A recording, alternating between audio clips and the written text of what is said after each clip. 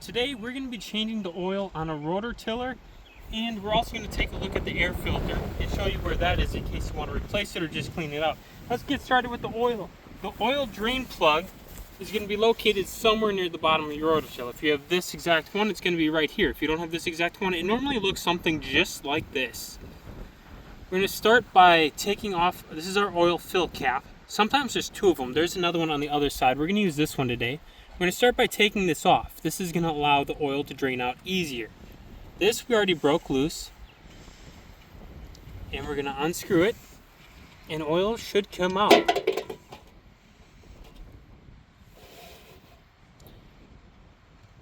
We're going to go ahead and let that drain. Now that we've drained out our oil, we're going to go ahead and tighten this back up. Now we're going to insert a funnel into here.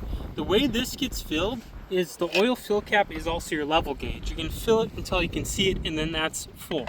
So we're going to start with the funnel in here, and we're just going to pour a little bit. Keep in mind this does not have a very high capacity. So we're going to give it a shot that equates to about what I think we took out. And we're going to see where that takes us in terms of oil level.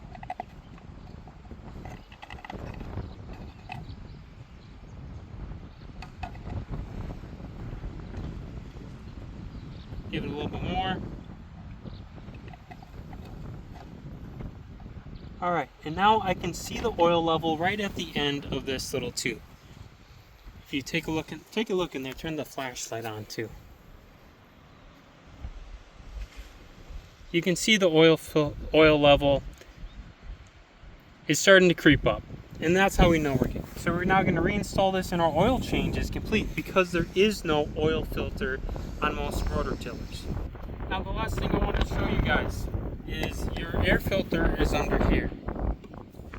If you don't have this exact one, it's under something that looks just like this. Ours is just held in by two screws. We're going to take these out, boom, air filter.